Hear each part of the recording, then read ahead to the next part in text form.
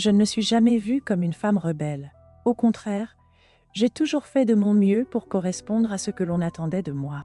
Depuis mon enfance, on m'a appris que l'obéissance était une vertu, que Dieu bénissait ceux qui respectaient ses lois et que remettre certaines choses en question revenait, d'une certaine façon, à douter de la foi.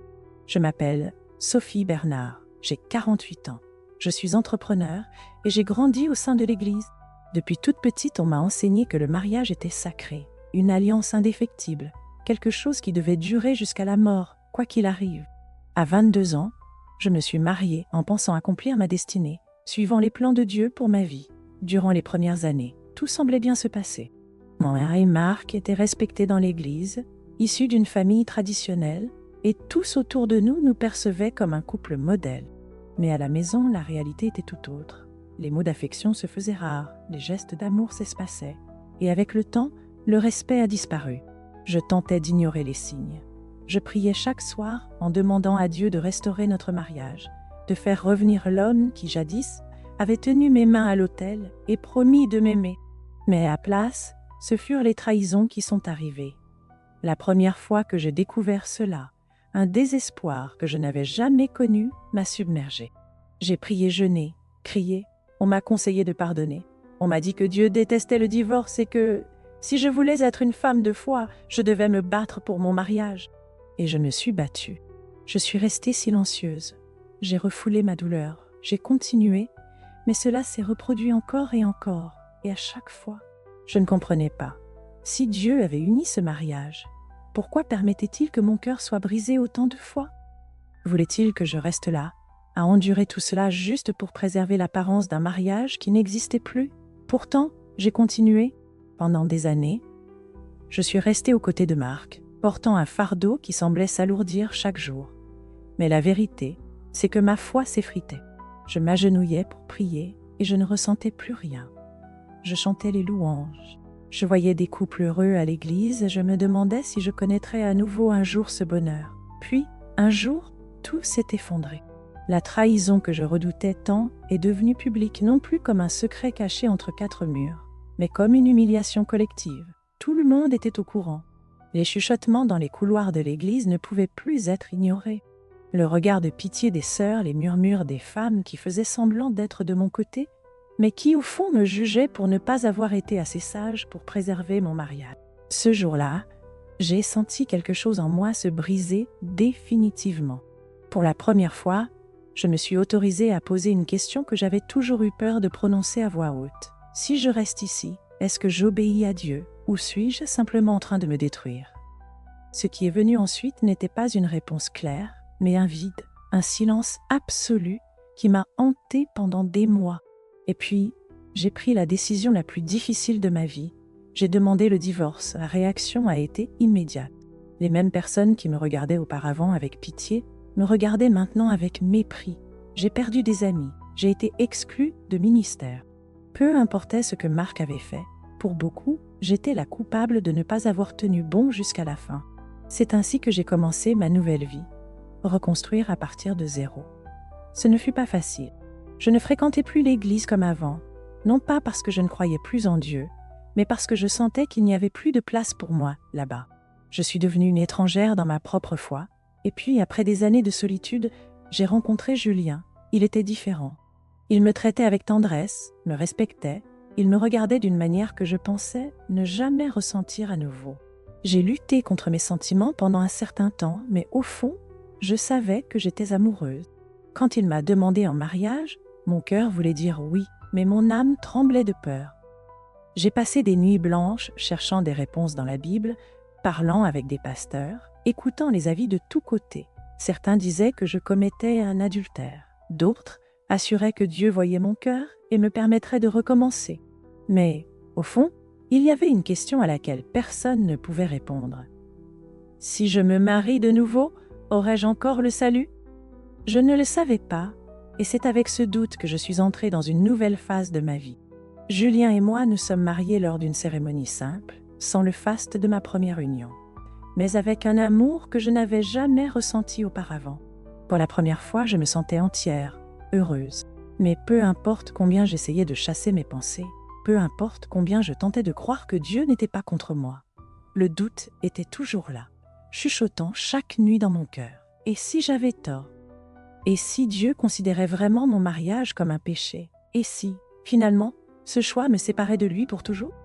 C'est dans cet état d'angoisse que je suis arrivée à la nuit qui a changé ma vie.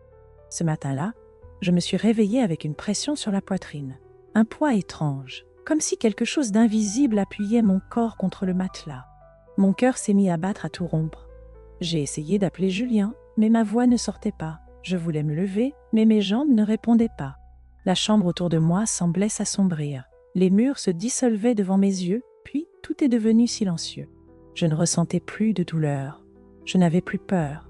Mais quand j'ai regardé mon corps, j'ai vu quelque chose qui m'a coupé le souffle. J'étais toujours là, ou plutôt, mon corps était encore là, et j'étais à l'extérieur. La douleur est venue comme un éclair, un choc qui a traversé ma poitrine et a fait s'arrêter mon cœur un instant. J'ai essayé de bouger, j'ai tenté de respirer profondément, mais quelque chose en moi semblait défaillant. Mon corps n'obéissait pas, mes muscles étaient figés comme si une force invisible me retenait au lit. Mon esprit criait, mais ma bouche ne bougeait pas. J'ai voulu appeler Julien, qui dormait à mes côtés, mais aucun son ne sortait. La seule chose que j'entendais était mon propre cœur battant de façon irrégulière, comme s'il allait cesser de battre. C'est alors que j'ai ressenti, d'abord, un froid intense, comme si mon corps était plongé dans la glace. Puis, la sensation d'être tiré vers l'extérieur, comme si quelque chose m'arrachait violemment à ce que je connaissais comme réalité. Puis, le silence. La chambre autour de moi s'est dissoute, tout est devenu flou et un instant, j'ai cru avoir perdu connaissance. Mais quand ma vue est revenue, j'ai vu, je me suis vue. Mon corps était encore là, allongé à côté de Julien. Mes yeux étaient fermés, ma peau était pâle et ma poitrine ne bougeait pas. Mon cœur s'était arrêté. Le désespoir m'a envahi. Ça ne pouvait pas être vrai. J'ai essayé de toucher mon propre bras, mais ma main a traversé ma peau, comme si j'étais faite d'air. J'ai fait un pas en arrière, et à cet instant, la vérité m'a frappée comme un coup de poing. J'étais morte. Cette idée m'a frappée avec une telle force que j'ai senti quelque chose tourner autour de moi. Je voulais crier, me battre contre ça, mais je n'en avais plus la force. Le temps semblait s'étirer et se contracter simultanément. Je ne sais pas combien de temps je suis restée là, simplement à observer, à essayer de comprendre ce qui venait de se passer.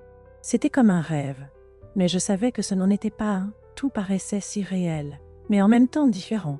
Les couleurs de la chambre semblaient plus vives, mais aussi plus lointaines. L'air était chargé d'une présence que je ne parvenais pas à expliquer, comme si chaque particule autour de moi était vivant. C'est alors que j'ai réalisé que je n'étais plus seule. Au début, je me suis dit que c'était mon imagination, un reflet déformé de la réalité. Mais j'ai ressenti une présence forte intense. Je me suis lentement retournée et à cet instant, j'ai compris que le sol avait disparu. La chambre, ma maison, ma vie, tout semblait s'effacer, comme un souvenir lointain. Et maintenant, devant moi, il y avait quelque chose qui m'attirait. Un vide sombre, profond, semblable à une route sans fin, et j'étais irrésistiblement poussée vers lui. Mes pieds, ou ce qu'il en restait à ce moment-là, ont commencé à glisser vers l'avant. Le froid s'intensifiait, et avec lui, un poids saisissait mon âme. Quelque chose m'attendait et, pour la première fois, j'ai ressenti une peur qui dépassait l'humain, une peur bien plus profonde. J'ai essayé de résister, de lutter contre cette force invisible, mais il n'y avait rien à quoi me raccrocher. C'était comme si j'étais aspirée vers quelque chose d'incompréhensible. Puis, j'ai entendu un son. Au début, un murmure lointain, comme des voix chuchotant dans un tunnel.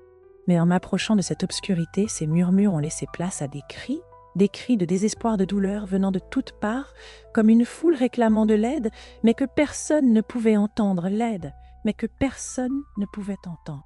Je tremblais. Non, ça ne pouvait pas être en train d'arriver. J'ai voulu reculer, mais c'était impossible.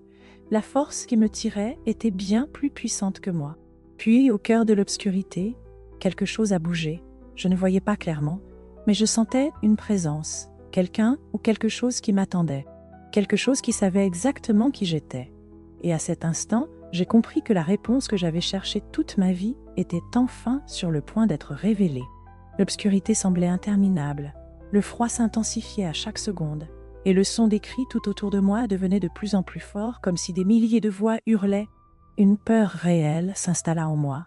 Ce n'était pas un rêve, ce n'était pas une illusion. Quelque chose allait se produire. C'est alors que je ressentis une présence. C'était différent de tout ce que j'avais déjà ressenti auparavant. Ce n'était pas seulement une présence autour de moi, mais quelque chose qui me traversait, qui envahissait chaque partie de moi. C'était de la chaleur, mais pas physique. C'était comme si quelque chose en moi que je ne savais même pas exister s'illuminait pour la première fois. Le cri le plus proche de moi cessa. Les murmures s'éteignirent, et tout à coup, l'obscurité sembla reculer. Le froid se dissipa, et un vent léger, presque imperceptible, passa à travers moi. Puis je vis, au milieu de cette vaste obscurité, un point de lumière apparut. Au début, il semblait petit, lointain, comme une étoile à peine visible dans le ciel.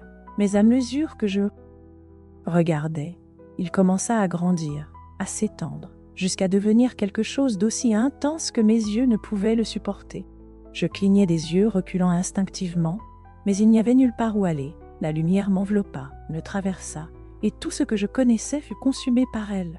Je n'étais plus dans l'obscurité. Maintenant, j'étais face à lui. Mon corps tout entier trembla. Je n'avais pas besoin de demander qui il était. Je le savais, Jésus.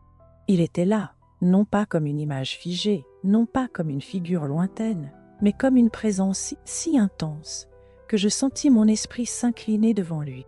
Il n'y avait pas de mots pour décrire cela. Ce n'était pas seulement de la lumière, ce n'était pas seulement de la beauté. C'était quelque chose de plus grand, quelque chose qui remplissait tout. Mes yeux tentèrent de s'ajuster. La lumière qui émanait de lui ne brûlait pas. Mais en même temps, il était impossible de la regarder directement. Je sentis mes jambes fléchir, et avant que je puisse me rattraper, je me retrouvai à genoux devant lui. Le temps n'existait plus là. Je ne savais pas combien de temps je restais dans cette position, sans parler, sans penser, simplement en ressentant. Ce fut un simple pas, mais c'était comme si l'univers tout entier se déplaçait avec lui. « As-tu encore peur ?» Sa voix n'était pas comme je l'avais imaginé. Ce n'était pas une voix grave et imposante. Ce n'était pas un tonnerre, mais en même temps, elle résonnait en moi, comme si elle s'adressait directement à mon âme. Ma bouche s'ouvrit, mais aucun son ne sortit. La peur était toujours là, ancrée au plus profond de moi. Puis, quelque chose a changé. La lumière autour de lui a commencé à s'étendre, et soudain, je n'étais plus dans cet espace. Je contemplais le ciel, mais pas comme je l'avais imaginé. Ce n'étaient ni des rues dorées, ni des portails gigantesques. Ce que je voyais était quelque chose de bien plus vaste. L'air lui-même semblait vibrer d'une lumière qui ne venait pas d'une source unique, mais de toutes les directions à la fois. Il y avait des êtres, indescriptibles, avec des mots humains. Certains brillaient comme des flammes vivantes, d'autres prenaient des formes mouvantes, comme s'ils étaient faits à la fois de vent et de lumière. Là-bas, il n'y avait ni peur ni douleur, tout paraissait baigné dans une harmonie que mon esprit humain était incapable de concevoir. Jésus restait à mes côtés, observant ma réaction. C'est ce que ceux qui me suivent attendent. Ma respiration s'est figée. Je voulais poser des questions, comprendre, mais avant même de pouvoir formuler une pensée, quelque chose en moi s'est noué. Car au cœur de toute cette gloire, au centre de cette paix, une question est apparue. Et si je ne faisais pas partie de tout ça? Et si mon choix de me remarier me séparait de cet endroit? Comme s'il lisait dans mes pensées, Jésus a tourné son visage vers moi et a prononcé quelque chose qui a tout bouleversé. Je n'arrivais toujours pas à parler.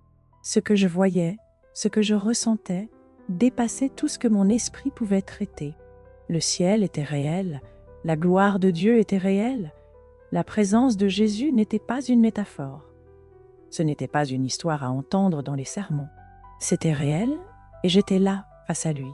Mais la vérité, c'était que, malgré la beauté de cet endroit, quelque chose en moi m'empêchait de ressentir la paix. La peur était toujours là. Je savais qu'il pouvait la voir. Jésus me regardait, et son regard n'était pas accusateur. Il n'y avait ni colère, ni jugement. Mais il y avait quelque chose d'encore plus bouleversant, la miséricorde. As-tu encore peur pour ton destin? Sa voix était douce, mais chargée d'une intensité que je ne savais pas définir. Veux-tu savoir si tu as fait ce qu'il fallait? Ma poitrine se serra. Oui, c'était ça. Je voulais savoir. Pendant des années, j'avais vécu dans le doute. J'avais divorcé parce que je ne supportais plus la douleur. Si j'avais prié davantage, jeûné plus, sacrifié plus, Dieu aurait-il restauré mon mariage? Et maintenant, ce qui me tourmentait, c'était une autre question. Mon nouveau mariage. J'ai reconstruit ma vie, j'ai retrouvé l'amour. Mais que se passerait-il aux yeux de Dieu si j'étais adultère? Et si j'avais eu tort tout ce temps? Et si en choisissant un nouveau mariage, j'avais perdu mon salut? Jésus resta silencieux un instant. Puis, il leva la main et soudain, une scène se déploya devant moi. C'était comme si j'assistais à un film. Mais je savais bien que ce n'était pas un film, c'était ma vie. Je me revis plus jeune, vêtue de blanc, le jour de mon premier mariage. Je me vis sourire, pleine d'espoir. Je revis le moment précis où j'ai juré d'aimer jusqu'à la fin de ma vie. Puis, la scène changea. Cette fois, j'étais dans une chambre sombre, pleurant seule, tandis que mon mari parlait au téléphone avec une autre femme. La scène changea encore. Je me vis agenouillée, priant désespérément, demandant à Dieu de me montrer quoi faire. Cela changea une fois de plus. Je signais les papiers du divorce. Mes mains tremblaient, mon cœur s'emballait. C'était comme revivre tout cela une nouvelle fois. Puis vint la dernière scène. Julien et moi, mon second mari. Notre mariage, le bonheur sur nos visages, l'amour sincère que nous partagions. Ma gorge se serra. Puis Jésus parla. « Penses-tu que je me réjouis de ta souffrance ?» Sa question m'atteignit comme un éclair. Penses-tu que le mariage a été créé pour être un fardeau, un lien indissoluble, même quand il devient un poids insupportable? Mon esprit tourbillonnait, puis il leva de nouveau la main et de nouvelles images apparurent devant moi. Je vis Moïse remettre la lettre de divorce au peuple, comme un acte de miséricorde envers ceux qui souffraient. Deutéronome 24. 14. Je vis Jésus confrontant les pharisiens, disant que le divorce avait été permis à cause de la dureté des cœurs des hommes. Matthieu 19. Je vis Marc conseillant que, si un incroyant quittait un mariage, celui qui était laissé ne devrait pas rester enchaîné. 1 Corinthiens 7. 15. Mon esprit s'ouvrit. Jésus me regarda et dit « Je n'ai jamais souhaité que tu souffres. Je n'ai jamais voulu que tu restes attaché à ce qui n'était plus vivant. » Je tremblais, mais sa réponse dépassait le cadre du divorce. « Veux-tu parler de ton second mariage ?» Je sentis tout mon corps se figer, car il savait, il avait toujours su. Et alors il dit quelque chose que je n'oublierai jamais. Je regarde le cœur. C'était comme si tout autour de moi s'était arrêté. Combien de couples vivent ensemble, pendant des décennies, sans jamais être vraiment unis? Combien restent mariés juste par habitude, sans amour, sans respect, sans honnêteté? Combien ne se sont jamais officiellement séparés, mais n'ont plus qu'un seul esprit depuis longtemps? J'ai senti un nœud se former dans ma gorge. Jésus continua. Le péché ne réside pas seulement dans un nouveau mariage. Le péché, c'est le mensonge, l'égoïsme, la trahison, le fait d'utiliser mon nom pour maintenir des prisons que je n'ai jamais créées. C'était la réponse. Mon mariage n'était pas une erreur. Mon amour n'était pas un péché. Dieu voyait mon cœur. Mais avant que je puisse tout assimiler, il parla de nouveau. Et maintenant, tu dois revenir. Mon cœur s'est emballé. Revenir. C'est alors que tout a commencé à disparaître. J'ai voulu supplier pour rester. Tout en moi criait pour que ce moment ne s'arrête pas, pour continuer à être là, devant lui, absorbant chaque mot, chaque vérité que je n'avais jamais comprise auparavant. Mais quand Jésus dit que je devais revenir, j'ai senti une force m'attirer en arrière. La peur m'a envahi. Je ne voulais pas partir, pas maintenant. Il y avait encore tellement de choses à comprendre. Tant de questions, tant de doutes brûlaient encore en moi. Mais je n'avais pas le choix. La lumière autour de moi a commencé à s'éteindre, et sa présence, celle qui m'enveloppait complètement, a commencé à s'éloigner. La chaleur s'est dissipée, et une sensation de poids m'a submergée. C'était comme si j'étais aspirée par une force invisible, retombant dans un lieu qui ne m'appartenait plus. Le ciel a disparu devant mes yeux. La lumière s'est effacée, laissant place à une obscurité que je ne connaissais pas. Mais cette fois, ce n'était pas une obscurité effrayante. C'était autre chose. C'était le vide avant le retour. Je ne sentais plus mon corps. Il n'y avait ni temps, ni espace, seulement la sensation que quelque chose se passait, quelque chose de bien plus grand que je ne pouvais comprendre. Puis, soudain, le choc, une douleur vive a déchiré ma poitrine comme si quelque chose était enfoncé en moi. Mes poumons se sont remplis d'air d'un coup et ma peau semblait brûler. Tout mon corps a convulsé comme si j'avais été projetée violemment vers lui. Les sons sont revenus brusquement. Des voix, des gens criant mon nom. J'ai senti des mains toucher mon visage, mon front, tenir mon bras. L'odeur âcre d'hôpital m'a envahi les narines. Elle revient. Quelqu'un serrait ma main avec force. Mes yeux tremblaient, lourds, mais j'ai réussi à les ouvrir à peine. La lumière m'a frappé comme un coup, et tout paraissait flou. Puis, la première image nette que j'ai vue fut le visage de Julien. Ses yeux rouges, gonflés d'avoir tant pleuré, exprimaient un mélange de soulagement et de désespoir. Il tenait ma main comme s'il ne voulait jamais la lâcher. « Tu es là », murmura-t-il, la voix tremblante. J'ai essayé de répondre, mais ma gorge était sèche. Aucun son ne sortait. J'étais revenue, mais rien n'était plus comme avant. Le poids de mon corps me semblait étrange, comme s'il ne m'appartenait plus. Tout avait changé. Les voix des médecins au loin semblaient lointaines, comme des échos d'une réalité que je ne comprenais plus. Je n'étais plus la même personne. Puis le souvenir m'est revenu en un éclair. Le ciel, Jésus, ses paroles, ce qu'il m'avait montré. Ma respiration s'est coupée, mon cœur s'est emballé. Ce que je venais de vivre était vrai, mais comment expliquer cela à quelqu'un? J'ai regardé autour de moi.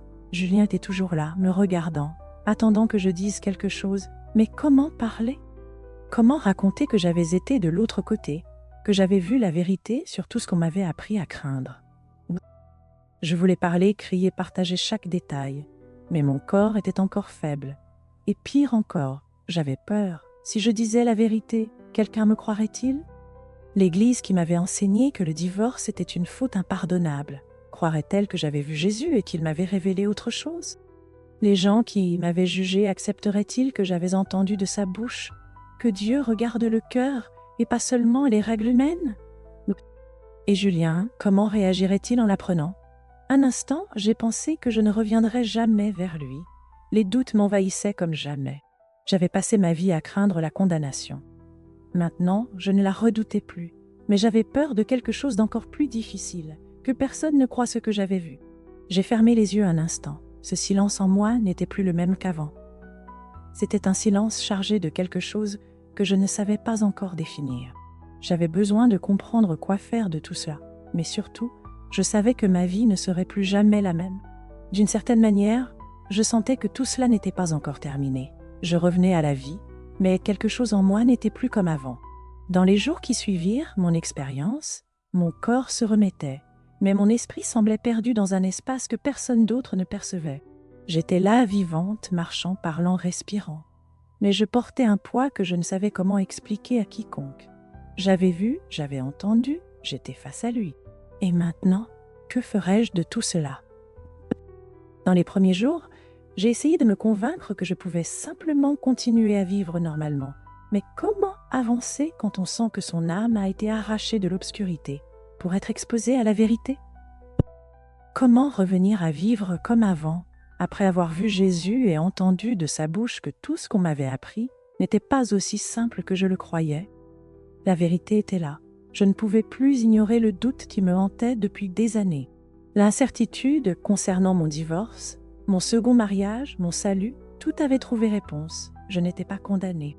Dieu n'a jamais voulu que je reste piégée dans un mariage sans amour. Il ne m'a jamais créée pour souffrir en silence, portant un poids qui n'était pas le mien. Et plus encore, il ne m'a jamais éloignée de lui. J'ai passé tant d'années à croire que mon erreur me séparerait de Dieu, que je n'avais jamais pris le temps de réfléchir à ce que Jésus m'avait dit avec tant de clarté. Je regarde le cœur. Ces mots résonnaient en moi jour après jour, car maintenant je comprenais. Ce n'était pas une question d'un simple morceau de papier signé dans un bureau. Ce n'était pas sujet aux règles créées par les hommes, ni aux traditions, aux doctrines ou aux interprétations humaines. C'était une question de cœur. C'était une question de vérité. C'était une question de Dieu qui connaît mon âme et sait que ma décision de me remarier ne venait pas de la rébellion, mais d'un véritable désir de reconstruire ma vie dans l'amour et l'honneur et l'honneur.